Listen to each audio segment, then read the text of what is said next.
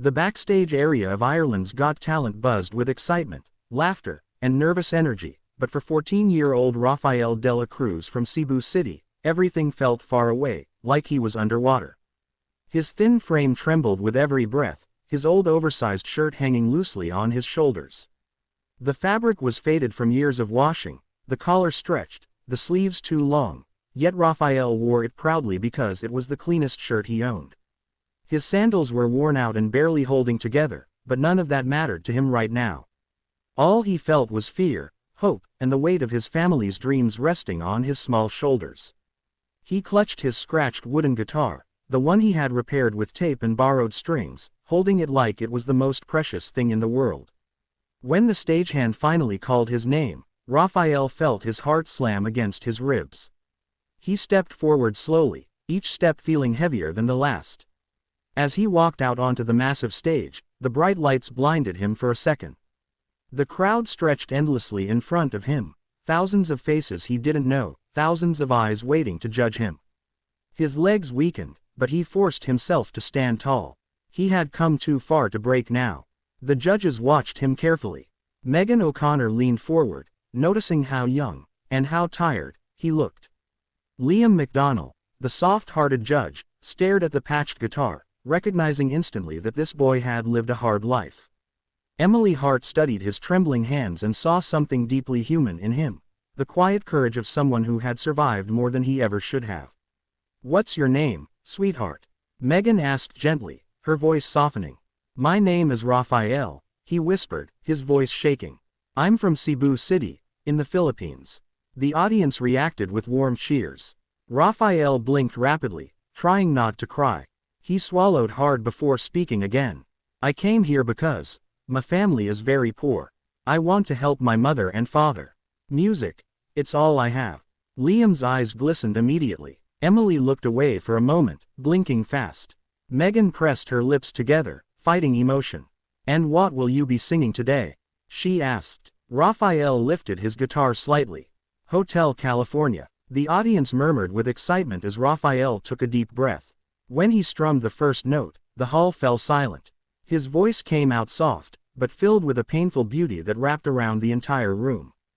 Every lyric carried his story: nights without electricity, days of hunger, afternoons singing on Cebu's sidewalks for coins. The judges leaned closer, almost breathless, as the boy's voice climbed higher, stronger, richer with every word. When he hit the final chorus, the audience rose to their feet, clapping, shouting, crying. Rafael lowered his guitar as his tears finally fell. Megan stood up in shock. Emily wiped her cheeks. Liam couldn't speak. And then Liam slammed the golden buzzer. The explosion of gold confetti surrounded Rafael as he fell to his knees, crying, while the judges rushed to him.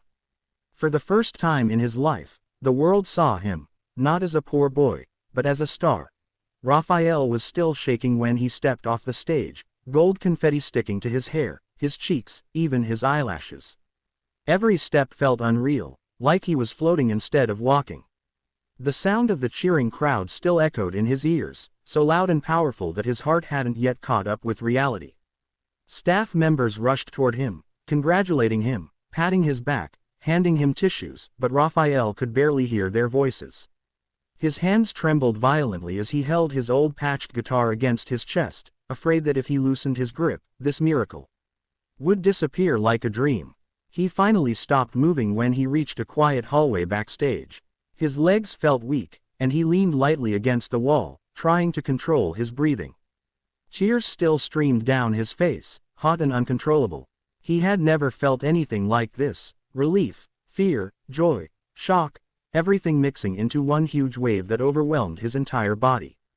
Then he heard footsteps. When he looked up, all three judges were walking toward him, not with the strict, formal expressions they usually wore, but with softness, warmth, and emotion. Rafael's breath stalled. Judges never came backstage like this. Not unless something extraordinary had just happened. Judge Liam McDonnell reached him first, moving with purpose, his eyes red from crying. He crouched slightly to meet Rafael's height and placed a gentle hand on the boy's shoulder. "Rafael," he said, voice trembling, "you didn't just audition today, you opened our hearts. You made a whole country feel your story. Raphael bit his lip hard, trying not to cry again, but emotion forced its way through, and his voice cracked. Sir, I just wanted to help my family. I didn't think something like this could ever happen to someone like me. Emily Hart stepped closer, her makeup slightly smeared from wiping tears during his performance. She wasn't the type to show emotion easily, yet her voice softened with surprising warmth. You have a gift, Raphael. Your voice is raw pain and beauty at the same time. You didn't just sing a song, you lived inside every word.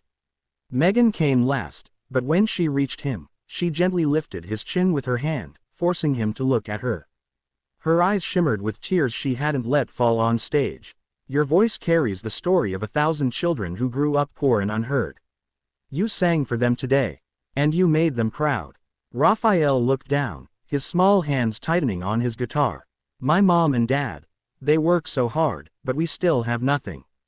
I wanted to give them something. Even just a little hope. Liam's voice cracked again. You gave them more than hope, son. You changed everything today. The hallway grew quiet, but it was a peaceful silence. A silence full of promise, full of new beginnings. Raphael looked at the judges. 3 strangers who had become the first people in his life to tell him he was enough. Thousands of miles away in the quiet outskirts of Cebu City, Raphael's family gathered inside their small wooden home. The house was barely holding itself together, with walls made of thin plywood and a roof patched with rusted metal sheets. But tonight, the tiny room was overflowing with people, neighbors, distant relatives, street vendors, kids from the alley, everyone squeezed together, all waiting for one thing: to watch Raphael's audition air on television. Raphael's mother sat closest to the small borrowed TV, her hands shaking as she held a pillow against her chest. She had barely slept since Raphael left for Ireland. Every day she prayed, hoping her son was safe, hoping he wouldn't lose confidence, hoping that life would finally give him something after taking so much from him. His father sat beside her, a tough man who rarely showed emotion, his shoulders strong from years of lifting sacks and helping jeepney drivers. But tonight, even he couldn't hide the tension in his jaw or the tremble in his fingers. He kept his eyes locked on the TV screen, waiting, hoping. When Raphael walked onto the Ireland's Got Talent stage, the room fell silent. His mother covered her mouth immediately. She could see the fear in her son's eyes, the tiredness in his thin face, the way he held the guitar like it was a lifeline. She whispered his name under her breath, tears already forming. Then he sang. The entire neighborhood went silent. Not a whisper, not a footstep, not a breath out of place. Raphael's voice flowed through the TV like a warm wind, carrying pain, hope, and a courage far bigger than his small body. His mother began to cry silently, tears rolling down her cheeks as she stared at the screen. His father clenched his fists, trying to stay strong, but his eyes glistened with pride and disbelief. When the golden buzzer hit, the explosion of golden confetti lit up the entire screen. Raphael fell to his knees crying, and at that exact moment, his mother collapsed into her husband's arms, sobbing uncontrollably. The whole home erupted with emotion. Cheers, screams, clapping, people hugging each other. Kids jumped, neighbors shouted Raphael's name, and older women wiped their tears with the edges of their shirts. His father, usually silent and strong, finally broke. Tears ran down his face as he whispered, "That's my boy, that's my boy." Back in Ireland that same night, Raphael stood on the balcony of his hotel room. The city lights glowed below him, reflecting in his tired eyes. He hugged his guitar close, feeling the cold wind brush against his skin. His heart was full of gratitude, of disbelief, of a hope he had never dared to feel before.